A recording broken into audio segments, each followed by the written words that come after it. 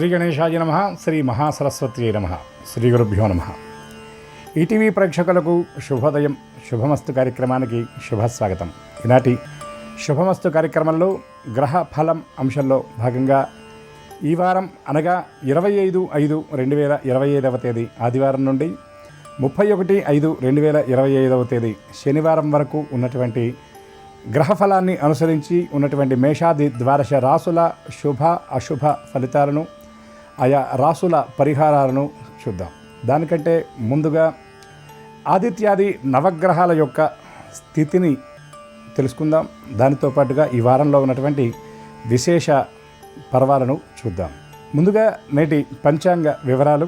స్వస్తి శ్రీ చాంద్రమాన శ్రీ విశ్వావసనామ సంవత్సరం ఉత్తరాయణం వసంత ఋతువు వైశాఖ మాసం కృష్ణపక్షం త్రయోదశి తిథి మధ్యాహ్నం 1:48 వరకు, తదుపరి చతుర్దశి. అశ్విని నక్షత్రం ఉదయం 9:28 వరకు, తదుపరి భరణి నక్షత్రం. నేటి రాహుకాలం సాయంత్రం 4:30 గంటల నుండి 6 గంటల వరకు. ఈ వారంలో ఉన్నటువంటి ముఖ్యమైన రోజుల గురించి మనం చూసినట్లయితే ఈనాడు మాస శివరాత్రి, అదేవిధంగా రోహిణీ కార్తె ప్రారంభం ఈరోజు. రేపు అనగా 26వ తేదీ సోమవారం అమావాస్య సోమవారం అమాసోమవార వ్రతం. 27వ తేదీ మంగళవారం నాడు అమావాస్య నాడు శనైశ్చర జయంతి.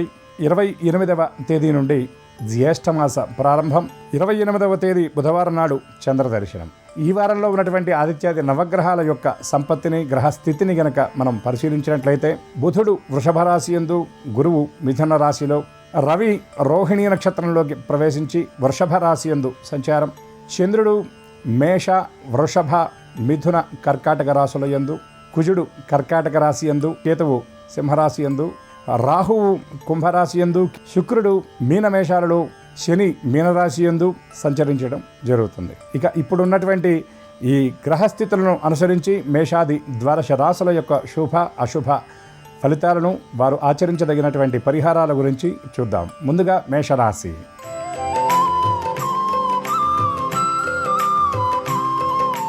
ఈ వారం మేషరాశి వారి ఫలితాలు చూసినట్లయితే మేషరాశి వారు చేపట్టినటువంటి కార్యక్రమాలన్నీ కూడా ప్రణాళికాబద్ధంగా, వేగవంతంగా, విజయవంతంగా పూర్తి చేస్తారు. కార్యక్రమ నిర్వహణలో వచ్చేటటువంటి చిన్న చిన్న అడ్డంకులను లక్ష్య పెట్టక ముందుకు వెళ్ళిపోతారు. భవిష్యత్ కార్యక్రమాలకు సంబంధించినటువంటి ప్రణాళికలను వ్యూహరచన చేయడం కోసం ఎక్కువ సమయాన్ని కేటాయిస్తారు. కుటుంబ సభ్యులతో కొన్ని ముఖ్యమైనటువంటి విషయాల గురించి చర్చించి కొత్త నిర్ణయాలు తీసుకునేటటువంటి అవకాశం కూడా ఈ వారంలో కనపడుతుంది. దీనితో పాటు సోదరులతో ఏర్పడ్డ చిన్న చిన్న విభేదాలను పరిష్కరించుకుని ముందుకు వెళతారు. స్థిరాస్తి క్రయ విక్రయాలకు సంబంధించినటువంటి కీలకమైనటువంటి నిర్ణయం తీసుకుంటారు. ఉద్యోగ వ్యాపార రంగాల వారికి ఉన్నటువంటి ఇబ్బందులను పరిష్కరించుకొని చాకచక్యంగా ముందుకు వెళ్ళిపోయి వాటిని విజయవంతంగా పూర్తి చేసుకుంటారు. ఇక ఈ రాశి వారి దత్తాత్రేయ స్తోత్ర పారాయణ, దత్తాత్రేయ స్తోత్ర శ్రవణం, దత్తాత్రేయ అర్చన, దత్తాత్రేయ దర్శనం వల్ల మరిన్ని శుభ ఫలితాలను మేషరాశి వారు పొందగలుగుతారు.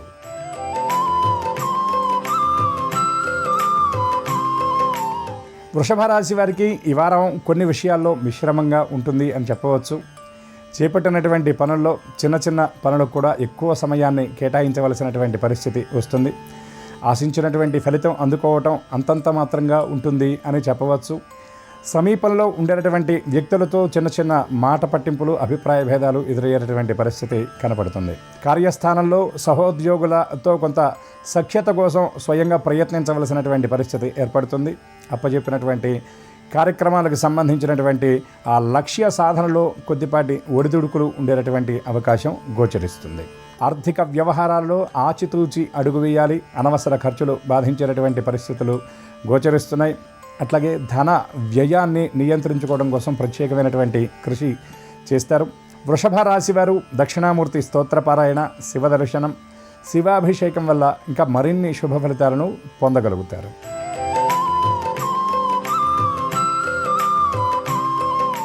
ఈ వారం మిథున రాశి వారి ఫలితాలు చూసినట్లయితే ఇంతకుముందు అతి సులభంగా తక్కువ సమయంలో చేసినటువంటి పనులు కూడా ఎక్కువ సమయం కేటాయించి చేయవలసి వస్తుంది.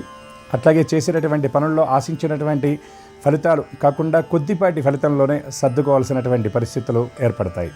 ఆర్థిక వ్యవహారాలలో పరిస్థితులు అటు ఇటుగా ఉన్నప్పటికీ కూడా మొత్తం మీద ఇబ్బంది లేకుండా ముందుకు వెళ్ళిపోతారు. ఖర్చులు తగ్గించుకుని పొదుపు మార్గాల కోసం అన్వేషిస్తారు.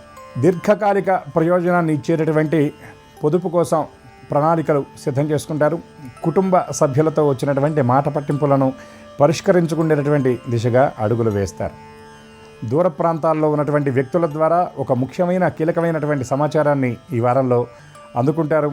ప్రయాణాల యందు అప్రమత్తత అవసరం. అనుకోని ప్రయాణాల వల్ల కొంత ఆందోళన, ఒత్తిడికి గురయ్యేటటువంటి పరిస్థితులు గోచరిస్తున్నాయి. ఈ రాశివారు మాస శివరాత్రి నాడు శివదర్శనం చేయటం, దీనితో పాటు ఈ వారమంతా విష్ణు సంబంధమైనటువంటి స్తోత్రపారాయణ చేయటం వల్ల మరిన్ని శుభ ఫలితాలను పొందగలుగుతారు.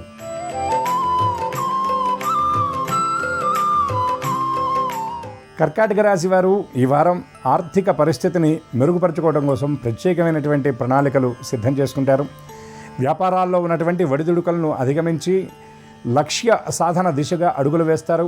లాభాలను మరింత పెంచుకోవడం కోసం ప్రయత్నిస్తారు. వ్యాపార వృద్ధి కోసం, వ్యాపార విస్తరణ కోసం ప్రత్యేకమైనటువంటి ప్రణాళికలు సిద్ధం చేసుకుంటారు.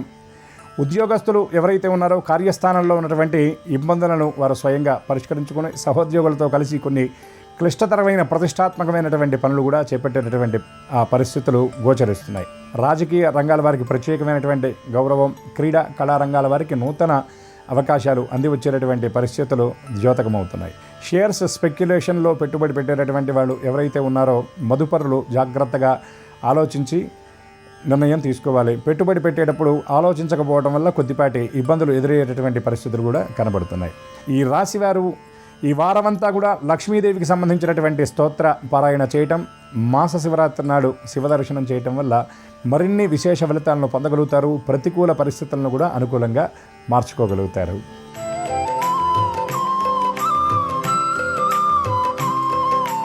సింహరాశి వారు ఈ వారంలో దూర ప్రాంతాల్లో ఉండేటటువంటి ఆత్మీయులైనటువంటి బంధువుల్ని కలుసుకొని కొన్ని ముఖ్యమైనటువంటి కార్యక్రమాల్లో పాల్గొంటారు. ఈ వారంలో ఎంతో కాలం నుండి ఆగినటువంటి ధనం కూడా వెనక్కి వచ్చేటటువంటి పరిస్థితులు కనబడుతున్నాయి.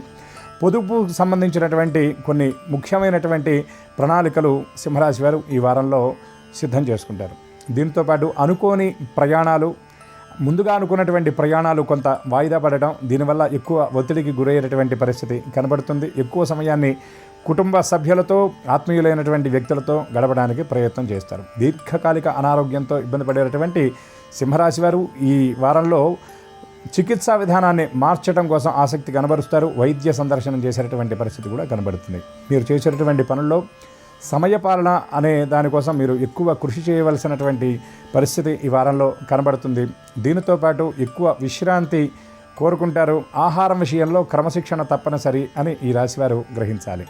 ఈ రాశివారు సోమవారం నాడు నరసింహ స్తోత్ర పారాయణ చేయటం, ఈ వారమంతా కూడా శివ దర్శనం చేయటం, శివాలయంలో ప్రదక్షిణ చేయటం వల్ల మరిన్ని శుభ ఫలితాలను పొందగలుగుతారు. అట్లాగే ప్రతికూలతను కూడా అనుకూలంగా మార్చుకోగలుగుతారు.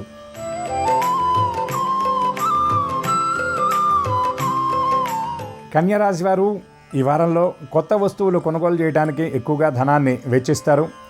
అట్లాగే నిర్మాణ సంబంధమైనటువంటి పనులు, పాత గృహాలు, వాటిని రిపేర్ చేయించడానికి, కొత్త గృహ నిర్మాణానికి కొన్ని కీలకమైనటువంటి ప్రణాళికలు సిద్ధం చేసుకుంటారు. స్థిరాస్తి కొనుగోలు, అమ్మకాలకి ఉన్నటువంటి లోగడ మీరు తీసుకున్నటువంటి నిర్ణయాల విషయంలో పునఃసమీక్షించుకుంటారు. సమీప వ్యక్తుల సలహాలు, సూచనలు తీసుకొని స్థిరాస్తి కొనుగోళ్లు, అమ్మకాలకు సంబంధించినటువంటి కీలకమైనటువంటి నిర్ణయాన్ని తీసుకుంటారు. పెద్దల ఆరోగ్యం విషయంలో జాగ్రత్త వహించాలి. సమీప వ్యక్తుల ఆరోగ్యానికి సంబంధించి కొంత ఆందోళనకరమైనటువంటి పరిస్థితులు ఉంటే వాటి కోసం, ఆయా వ్యక్తులకు అండగా ఉండడం కోసం కొన్ని కీలకమైనటువంటి పనులు కూడా మీరు వాయిదా వేసుకొని మీ సమయాన్ని వారికి కేటాయించేటటువంటి పరిస్థితి కనబడుతుంది. మీ సంతానం ఎవరైతే ఉన్నారో వారికి సంబంధించినటువంటి విద్యా వ్యవహారాల విషయం కోసం మీ రోజువారీ కార్యక్రమాలు ప్రక్కన పెట్టి కొంత సమయాన్ని వారికి కేటాయిస్తారు. ఇక ఈ రాశి వారికి రామ దర్శనం చేయటం, గోశాలకు అమావాస్య నాడు వెళ్ళి గోవులకు గ్రాసాన్ని ఇవ్వడం, గోసేవ చేయటం వల్ల ఈ రాశివారు మరిన్ని విశేషమైనటువంటి ఫలితాన్ని పొందగలుగుతారు.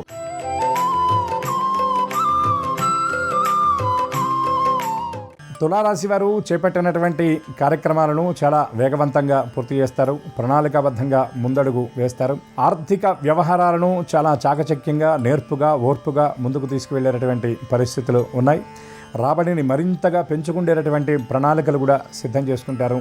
ఆర్థికంగా చేకూరవలసినటువంటి ప్రయోజనం ఎప్పటి నుండో ఎదురు చూస్తున్నది చేతికి అందేటటువంటి పరిస్థితి కనబడుతుంది. అట్లాగే ఆభరణాలు, విలువైనటువంటి వస్తువుల కొనుగోలుకై ప్రత్యేకంగా ప్రణాళికలు సిద్ధం చేసుకుంటారు. జీవిత భాగస్వామి కోసం కొంత ధనాన్ని ఖర్చు పెడతారు. వారికి సంబంధించినటువంటి వస్తువుల కోసం, వస్త్రాదుల కోసం ఖర్చు చేస్తారు. సంతానానికి సంబంధించినటువంటి విలాసాలు, వినోదం కోసం కొంత ధనాన్ని వెచ్చించేటువంటి సూచనలు ఉన్నాయి. దీంతోపాటు కుటుంబ సభ్యులతో కలిసి వినోదయాత్రలకు, విహారయాత్రలకు వెళ్ళే అవకాశం కనబడుతుంది. ఈ రాశివారు ఈ వారంలో ధార్మిక సేవా కార్యక్రమాల యందు పాల్గొంటారు. సేవా కార్యక్రమాల్లో మీ వంతు పాత్రని పోషిస్తారు. సమీప వ్యక్తులు ఎవరైతే ఉన్నారో వారికి సహాయం చేయడం కోసం మీ విలువైనటువంటి సమయాన్ని కేటాయిస్తారు. ఈ రాశివారు దత్తాత్రేయ స్తోత్ర పారాయణ చేయటం, దత్తాత్రేయ స్తోత్ర శ్రవణం చేయటం, దత్త దర్శనం వల్ల మరిన్ని విశేషమైనటువంటి ఫలితాలను పొందగలుగుతారు. రావి చెట్టు వద్ద దీపారాధన చేసినట్లయితే ఈ రాశివారికి మరిన్ని శుభాలు కలుగుతాయి.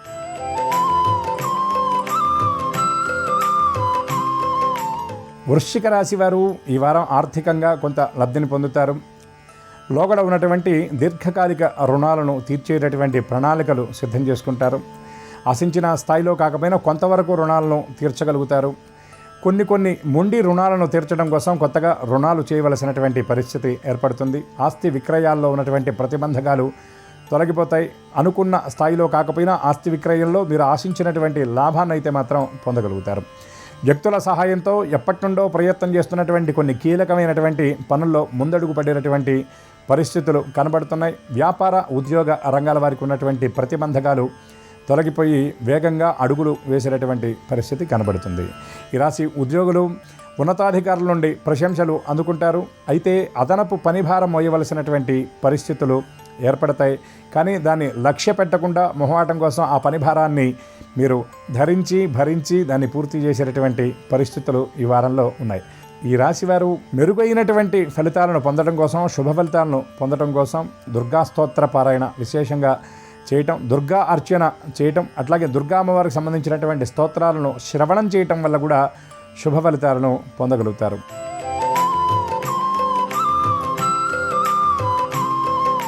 ధనుర్రాశి వారు రోజువారీ కార్యక్రమాల్లో వెళ్ళేటటువంటి పంథాన్ని కొంత మార్చుకొని సరళతరంగా సులభంగా కార్యక్రమాలను పూర్తి చేస్తారు. వేగంగా పనులు పూర్తి చేయడానికి సంబంధించినటువంటి ప్రణాళికలు సిద్ధం చేసుకుంటారు.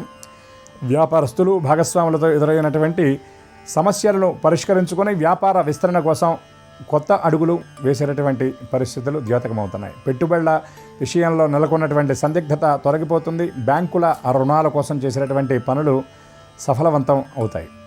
లోగడ పెట్టినటువంటి పెట్టుబడుల తాలూకు లాభాలను, ఫలితాలను ఈ వారంలో మీరు ఆర్జించగలుగుతారు, పొందగలుగుతారు.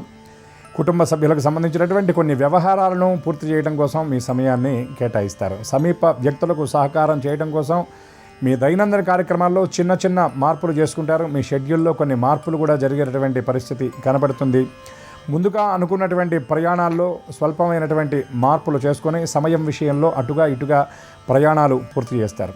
ఈ రాశివారు రామరక్షా స్తోత్ర పారాయణ, విష్ణు సంబంధమైనటువంటి ఏదైనా దేవత దర్శనం, ముఖ్యంగా సోమవారం నాడు నరసింహ స్తోత్ర పారాయణ చేయటం వల్ల విశేషమైనటువంటి ఫలితాలను పొందగలుగుతారు. ప్రతికూలతలను సైతం అనుకూలంగా మార్చుకోగలుగుతారు.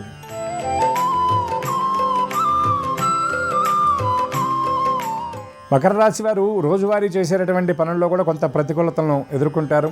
రోజువారీ చాలా వేగంగా పూర్తి చేసే పనులు కూడా కొంత వాయిదా వేయవలసినటువంటి పరిస్థితి కనబడుతుంది. తక్కువ సమయంలో పూర్తి చేసే పనులకు ఎక్కువ సమయాన్ని కేటాయించవలసి వస్తుంది.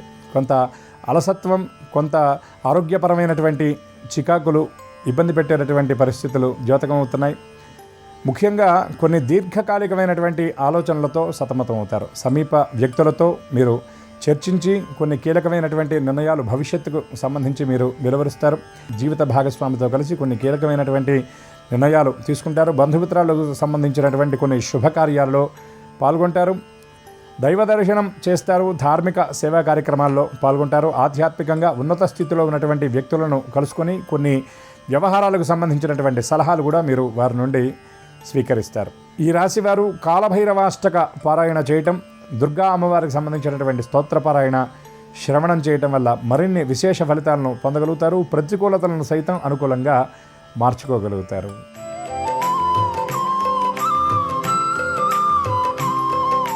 ఈ ఈ వారం కుంభరాశి వారి ఫలితాలు చూసినట్లయితే సంతానానికి సంబంధించినటువంటి విద్య, ఉద్యోగం, వ్యవహార సంబంధమైనటువంటి విషయాల్లో ఎక్కువ నిమగ్నమై ఉంటారు. ఈ వారంలో ధన వ్యయం కొంచెం అధికంగా ఉన్నప్పటికీ కూడా దాన్ని నియంత్రించేటటువంటి ప్రయత్నం చేసుకుంటారు. రాబడికి సంబంధించినటువంటి మార్గాలను పునరుద్ధరించుకొని రాబడి పెంచుకునేటటువంటి ప్రయత్నం కూడా ఈ రాశివారు ఈ వారంలో చేయడం జరుగుతుంది. కుటుంబ సభ్యులకు సంబంధించినటువంటి ఆరోగ్యం విషయంలో కొంత ఆందోళన, ముఖ్యమైనటువంటి శుభకార్యాలలో పాల్గొంటారు.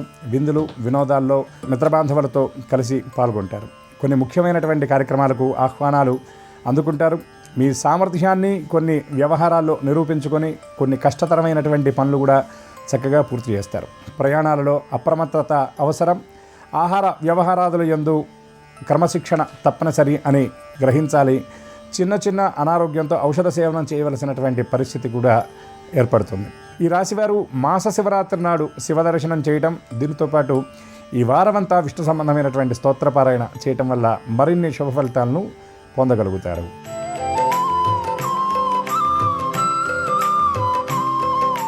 మీనరాశివారు ఉద్యోగ వ్యాపార రంగాల వారు చాలా ప్రణాళికాబద్ధంగా పనిచేస్తారు. రాబోయేటటువంటి ఇబ్బందులను ముందుగా గ్రహించి వాటికి సంబంధించినటువంటి పరిష్కారాలతో వాటిని ఎదుర్కోవడానికి సిద్ధంగా ఉంటారు. వ్యాపార విస్తరణకు సంబంధించినటువంటి మీ అంచనాలు నిజమవుతాయి. ఆశించినటువంటి లాభాలను మీరు పొందగలుగుతారు. మీ దగ్గర పనిచేసేటటువంటి సిబ్బందికి ఉన్నటువంటి ఇబ్బందులన్నీ కూడా మీరు చాకచక్యంగా వాటిని పరిష్కరించుకొని భాగస్వాములతో కలిసి కొన్ని కీలకమైనటువంటి నిర్ణయాలు తీసుకుంటారు.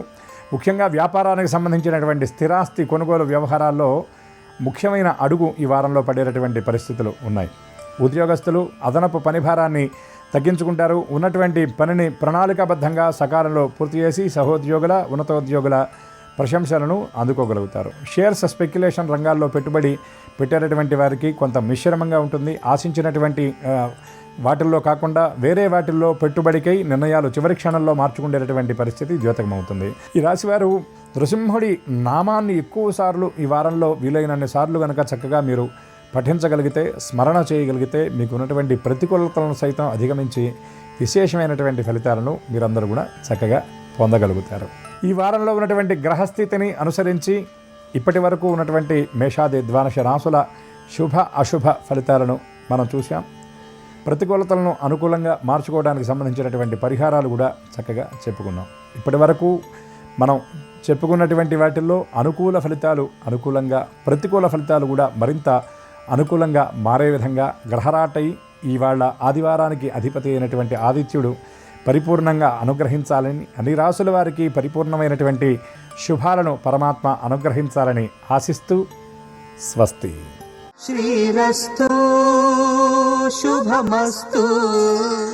ఈరోజు ఆదివారం, మాస శివరాత్రి సందర్భంగా ప్రదోష కాలంలో పరమశివుడికి పంచామృతాలతో అభిషేకం చేస్తూ శ్రీ శివాయ మహాదేవాయ ఐశ్వర్యేశ్వరాయ నమః అనే మంత్రాన్ని పఠించినట్లయితే ఆర్థికపరమైన ఇబ్బందులన్నీ తొలగింపజేసుకొని ఆదాయ మార్గాలు పెంపొందింపజేసుకోవచ్చు.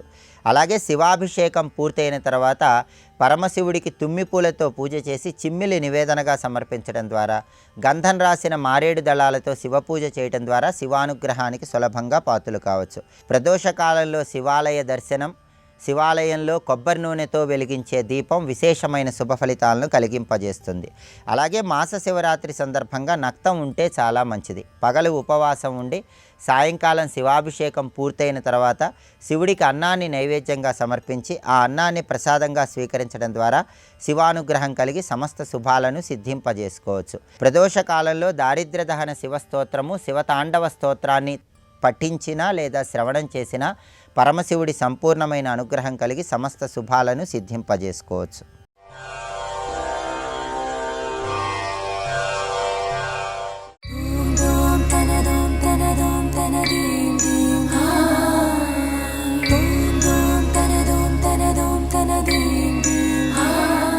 శంకర భగవత్పాదులు కేవలంగా శ్లోకరచన కాదు, అందులో ఎన్ని ఉపదేశాలు ఉంటాయో అంతర్లీనంగా.